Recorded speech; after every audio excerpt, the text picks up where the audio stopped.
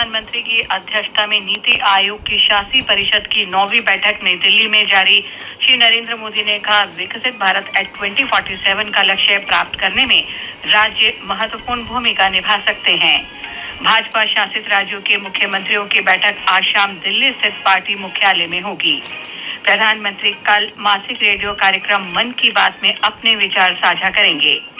राष्ट्र आज पूर्व राष्ट्रपति और प्रसिद्ध वैज्ञानिक डॉक्टर APJ अब्दुल कलाम की 9वीं पुण्यतिथि पर उन्हें श्रद्धांजलि अर्पित कर रहा है। पेरिस ओलंपिक्स में आज खेलों के पहले दिन भारत बैडमिंटन और हॉकी सहित 7 स्पर्धाओं में भाग ले रहा है। वहीं 3 2020 अंतर्राष्ट्रीय क्रिकेट मैचों की श्रृंखला के पहले मुकाबले में भारत आज शाम मेजबान श्रीलंका के साथ पल्लेकेले में खेलेगा।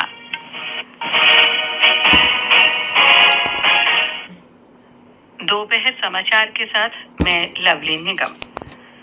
प्रधानमंत्री नरेंद्र मोदी ने कहा है कि 2047 तक भारत को विकसित राष्ट्र बनाना प्रत्येक भारतीय का लक्ष्य है।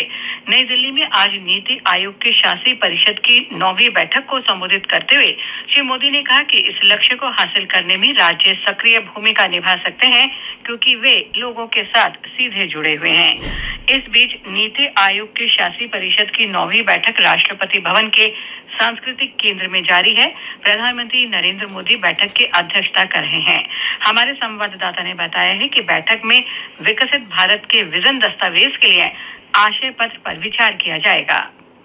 शासी परिषद बैठक में विकसित भारत 2047 पर विजन डॉक्यूमेंट के लिए दृष्टिकोण पत्र पर चर्चा की जाएगी। इस बैठक का उद्देश्य केंद्र और राज्य सरकारों के बीच सहभागी शासन और सहयोग को बढ़ावा देना, सरकारी युक्तियों के विवरण तंत्र को सुदृढ़ बनाने के जरिए ग्रामीण और शहरी दोनों आबादी के लिए जीवन की गुणवत्ता को बढ़ाना है। बैठक में 2047 तक विकसित भारत के लक्ष्य को प्राप्त करने में राज्यों की भूमिका पर भी विस्तृत चर्चा होगी। नीति आयोग ने कहा है कि भारत विश्व की तीसरी सबसे बड़ी अर्थव्यवस्था बनने की राह पर है, जिसकी GDP $5 ट्रिलियन को पार कर चुकी है और 2047 तक $30 ट्रिलियन की अर्थव्यवस्था बनने की आकांक्षा है। 2047 तक विकसित भारत के लक्ष्य को प्राप्त करने के लिए केंद्र और राज्य सरकारों के बीच सहयोगात्मक दृष्टिकोण की आवश्यकता होगी। अनुपम मिश्र, आकाशवाणी समाचार, दिल्ली।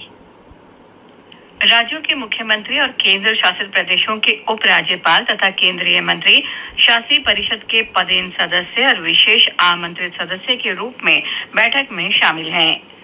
नीति आयोग के उपाध्यक्ष सुमन बेरी और इसके अन्य सदस्य भी बैठक में हिस्सा ले रहे हैं। भारतीय जनता पार्टी शासित राज्यों के मुख्यमंत्रियों की बैठक आज शाम नई दिल्ली में होगी। भाजपा मुख्यालय में होने वाली इस बैठक में पार्टी के वरिष्ठ नेता भी शामिल होंगे। लोकसभा चुनाव और आम बजट पेश होने के बाद हो रही इस उच्च स्तरीय बैठक में सरकारी योजनाओं के प्रभावी कार्यान्वयन और अन्य मुद्दों पर चर्चा होने की संभावना है। प्रधानमंत्री नरेंद्र मोदी कल सुबह 11 बजे आकाशवाणी के मन की बात कार्यक्रम में देश विदेश के लोगों के साथ अपने विचार साझा करेंगे। ये रेडियो के इस मासिक कार्यक्रम की 112वीं कड़ी है। मन की बात कार्यक्रम आकाशवाणी और दूरदर्शन के सभी नेटवर्कों, AIR न्यूज वेबसाइट और news on AIR official app पर उपलब्ध रहेगा। आकाशवाणी के YouTube चैनल DD न्यूज, प्रधानमंत्री कार्यालय तथा सूचना और प्रसारण मंत्रालय में इसका सीधा प्रसारण किया जाएगा। प्रधानमंत्री के कार्यक्रम के तुरंत बाद सभी क्षेत्रीय भाषाओं में इसका प्रसारण होगा। प्रधानमंत्री नरेंद्र मोदी ने नमो ऐप पर बजट 2024 की मूल योजना साझा की है। इसका उद्देश्य है रोजगार सृजन और कौशल से संबंधित विभिन्न सरकारी घोषणाओं, योजनाओं और नई पहलों को सरल रूप में समझाना है। श्री मोदी ने सोशल मीडिया प्लेटफॉर्म पर कहा कि बजट का लक्ष्य नई रोजगार से जुड़ी प्रोत्साहन योजनाओं के साथ नौकरियां सृजित करना, एक मजबूत कार्यबल का निर्माण करना और नौकरी प्रदान करने वालों को सक्षम बनाना है। विदेश मंत्री डॉक्टर एस जयशंकर ने आज लाओ PDR में लाओस के उप प्रधानमंत्री और विदेश मंत्री सेल्यूमेक्सी कुमासित से भेंट की। सोशल मीडिया पोस्ट में डॉक्टर जयशंकर ने बताया कि उन्होंने मेकोंग गंगा सहयोग के अंतर्गत लाओस के लिए 10 परियोजनाओं के लिए समझौता ज्ञापनों का आदान प्रदान किया। दोनों देश सफल डिजिटल सॉल्यूशंस में भी साझा करेंगे। इस अवसर पर विशेष डाक टिकट का सेट भी जारी किया गया। विदेश मंत्री ने वियंतियाने में आसियान बैठकों के अवसर पर तुर्की के विदेश मंत्री हाकान फिदान से भी मुलाकात की। डॉक्टर जयशंकर ने कहा कि दोनों नेताओं ने आपसी संबंधों और क्षेत्रीय तथा वैश्विक मुद्दों पर विचारों का आदान प्रदान किया। खेल और युवा मामलों के मंत्री मनसुख मांडविया ने कहा है कि हाल ही में पेश हुए आम बजट में प्रशिक्षण योजना 5 साल से अधिक के कार्यकाल में 4 करोड़ से अधिक युवाओं के कौशल विकास और अन्य अवसर प्रदान करेगी। मीडिया से बातचीत में श्री मांडविया ने कहा कि शीर्ष कंपनियों के प्रशिक्षण से प्राप्त अनुभव से युवाओं में कौशल और रोजगार क्षमता में सुधार होगा। प्रशिक्षण कार्यक्रम के दौरान सरकार 5 वर्ष के दौरान 500 शीर्ष कंपनियों में 1 करोड़ से अधिक युवाओं को प्रशिक्षण अवसर प्रदान करेगी। 12 महीनों की प्रशिक्षण अवधि के दौरान युवाओं को एक मुश्त 6,000 रुपए के साथ साथ 5,000 रुपए प्रतिमाह दिए जाएंगे। ये समाचार हमारी वेबसाइट newsonair.com/hindi और हमारे mobile app news on AIR पर भी उपलब्ध हैं।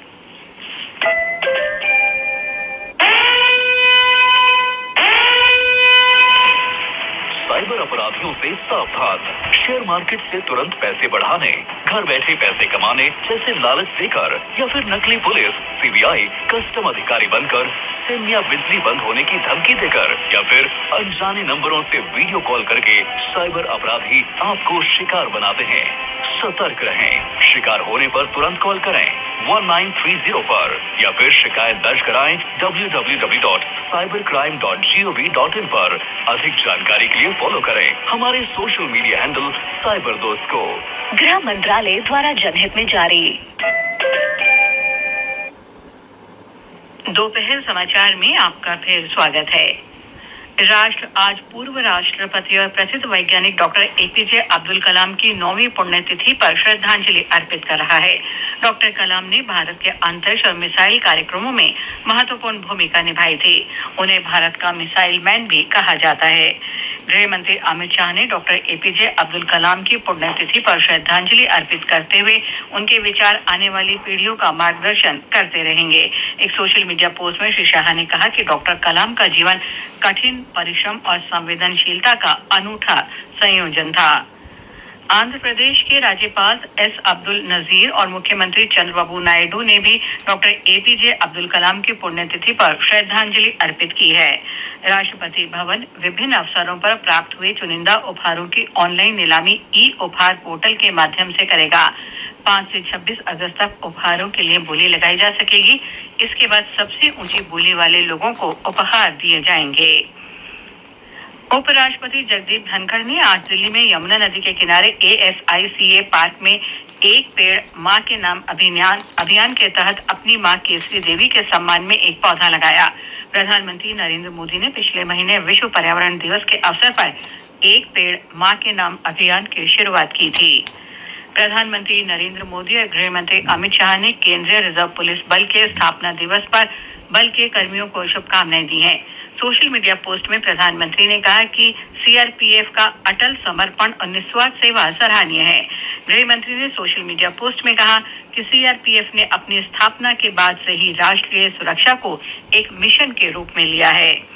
प्रधानमंत्री नरेंद्र मोदी ने पूर्व सांसद और भाजपा नेता थिरू मास्टर मथन के निधन पर शोक व्यक्त किया है। सोशल मीडिया पर एक पोस्ट में प्रधानमंत्री ने कहा कि मथन को समाज सेवा और शोषितों के उत्थान के लिए किए गए कार्यों के लिए याद किया जाएगा। गृह मंत्री अमित शाह ने भी श्री मथन का देहांत पर शोक व्यक्त किया है। उन्होंने कहा कि वे वडुगा समुदाय के कद्दावर नेता थे। केंद्र शासित प्रदेश जम्मू कश्मीर के कुपवाड़ा जिले में नियंत्रण रेखा के पास कमकारी माछल सेक्टर के अग्रिम चौकी पर अज्ञात व्यक्ति ने गोलीबारी की। रक्षा सूत्रों के अनुसार अभियान के दौरान एक पाकिस्तानी मूल का नागरिक मारा गया। गोलीबारी में सेना के 2 जवान घायल हो गए। अंतिम समाचार मिलने तक अभियान जारी था। जम्मू कश्मीर के कठुआ, डोडा, अनंतनाग और बारामूला जिलों में राजकीय मेडिकल कॉलेज बनाए जाएंगे। जम्मू कश्मीर की प्रशासनिक परिषद ने कल उपराज्यपाल मनोज सिन्हा की अध्यक्षता में हुई बैठक में इन महाविद्यालयों के निर्माण कार्य की मंजूरी दी। जम्मू कश्मीर में वर्ष 2025 तक केंद्र शासित प्रदेश के 40,000 से अधिक सरकारी और निजी भवनों की छतों पर सौर ऊर्जा संयंत्र लगाने की कई परियोजनाओं को स्वीकृति दी गई है। इसके अंतर्गत 20,000 निजी और 22,000 से अधिक सरकारी भवनों को शामिल किया जाएगा, जिससे 270 मेगावाट अतिरिक्त सौर ऊर्जा उत्पन्न की जा सकेगी। ये समाचार आकाशवाणी से प्रसारित किए जा रहे हैं। ताजा समाचार जानने के लिए आप हमारे Twitter handle @AIR news Hindi को फॉलो कर सकते हैं।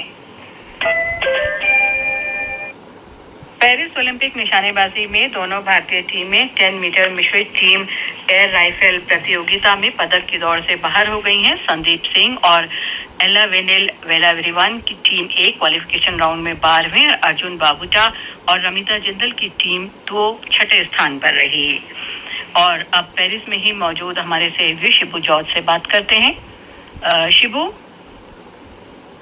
जी इस समय जी शिबू जी आप इस समय कहाँ हैं और कौन कौन सी स्पर्धाओं के बारे में आपके पास ताजा जानकारी है?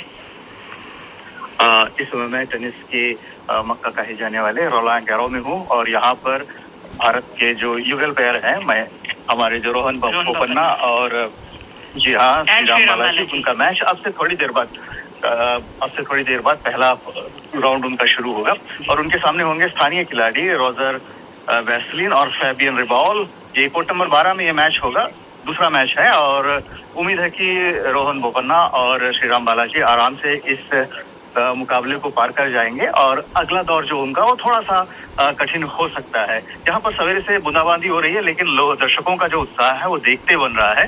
इसके अलावा आज जैसे कि आपने बताया कि शूटिंग में जो भारतीय हैं आज अपना प्रदर्शन कर रहे हैं, रोइंग में है, बैडमिंटन में आज 3 मुकाबले होंगे, पुरुषों की युगल जोड़ी, महिलाओं की जोड़ी और लक्ष्य सेन ये बैडमिंटन के कोर्ट में उतरेंगे। टेबल टेनिस में भी आज भारत का मुकाबला है, हॉकी में भारत का मुकाबला होगा न्यूजीलैंड से, बॉक्सिंग में आज एक मुकाबला है जिसमें 52 किलोग्राम वर्ग में ये मुकाबला होगा महिलाओं का। तो कुल मिलाकर आज भारत के लिए 6-7 मुकाबले हैं और शूटिंग में ही पदक की एक गुंजाइश थी। उम्मीद करते हैं कि जो प्रारंभिक मुकाबले वहां से अच्छी खबरें आएंगी। बहुत बहुत धन्यवाद ताजा जानकारी के लिए। प्रधानमंत्री नरेंद्र मोदी ने ओलंपिक्स में हिस्सा ले रहे भारतीय खिलाड़ियों को शुभकामनाएं दी हैं और कामना की है कि वे अपने असाधारण प्रदर्शन से देश का गौरव बढ़ाएंगे। उन्होंने प्रत्येक खिलाड़ी को भारत का गौरव बताया और आशा प्रकट की कि वे खेल भावना को मूर्त रूप देंगे। जो खेल के मैदान में खुद का बेस्ट देता है वो देश के लिए गौरव लेकर के आता है। और अब क्रिकेट की खबरों के साथ हैं निखिल कुमार। भारत और मेजबान श्रीलंका के बीच पहला 2020 क्रिकेट मैच आज शाम 7 बजे से पल्लिकल अंतर्राष्ट्रीय क्रिकेट स्टेडियम में खेला जाएगा। आकाशवाणी से मैच का आंखों देखा हाल शाम 6:30 बजे से प्रसारित होगा। 3 मैचों की श्रृंखला के लिए सूर्य कुमार यादव को भारतीय टीम का नया कप्तान बनाया गया है। इधर एशिया कप महिला T20 क्रिकेट में श्रीलंका ने पाकिस्तान को 3 विकेट से हराकर फाइनल में प्रवेश कर लिया है। खिताबी मुकाबले में कल श्रीलंका और मौजूदा चैंपियन भारत आमने सामने होंगे। श्रीलंका के दाम्बुला में दूसरे सेमीफाइनल में जीत के लिए 141 रन के लक्ष्य का पीछा करते हुए श्रीलंका ने 3 विकेट और 1 गेंद शेष रहते लक्ष्य हासिल कर लिया। पहले बल्लेबाजी करने उतरी पाकिस्तान ने निर्धारित 20 ओवर में 4 विकेट पर 140 रन बनाए थे और इससे पहले भारत ने सेमीफाइनल में बांग्लादेश को 10 विकेट से हराकर फाइनल में जगह बनाई थी। अमेरिका में जो बाइडेन के राष्ट्रपति चुनाव न लड़ने के निर्णय के बाद उपराष्ट्रपति कमला हैरिस को न्याय विभाग के 40 से अधिक पूर्व अधिकारियों का समर्थन प्राप्त हुआ है। NBC न्यूज एजेंसी की खबरों के अनुसार इन अधिकारियों ने एक पत्र में हस्ताक्षर करके राष्ट्रपति पद के लिए कमला हैरिस की उम्मीदवारी का समर्थन किया है। मौसम विभाग ने बताया है कि अगले 2 दिन तक मध्य भारत में मूसलाधार वर्षा होने की संभावना है। पूर्व तथा पूर्वोत्तर भारत में मौसम विभाग ने इसी तरह की स्थिति बने रहने का अनुमान व्यक्त किया है। उत्तराखंड के विभिन्न क्षेत्रों में तेज वर्षा हो रही है। मूसलाधार वर्षा के कारण राज्य की प्रमुख नदियों का जल स्तर बढ़ गया है और पर्वतीय क्षेत्रों में जगह जगह भूस्खलन हो रहा है। अंत में मुख्य समाचार एक बार फिर। प्रधानमंत्री की अध्यक्षता में नीति आयोग की शासी परिषद की 9वीं बैठक नई दिल्ली में जारी। श्री नरेंद्र मोदी ने कहा, विकसित भारत एक्ट 2047 का लक्ष्य प्राप्त करने में राज्य महत्वपूर्ण भूमिका निभा सकते हैं। भाजपा शासित राज्यों के मुख्यमंत्रियों की बैठक आज शाम दिल्ली स्थित पार्टी मुख्यालय में होगी। प्रधानमंत्री कल मासिक रेडियो कार्यक्रम मन की बात में अपने विचार साझा करेंगे। राष्ट्र आज पूर्व राष्ट्रपति और प्रसिद्ध वैज्ञानिक डॉक्टर एपीजे अब्दुल कलाम की 9वीं पुण्यतिथि पर उन्हें श्रद्धांजलि अर्पित कर रहा है। पेरिस ओलंपिक्स में आज खेलों के पहले दिन भारत बैडमिंटन और हॉकी सहित 7 स्पर्धाओं में भाग ले रहा है। इसके साथ ही दोपहर समाचार का ये अंक समाप्त हुआ। नमस्कार।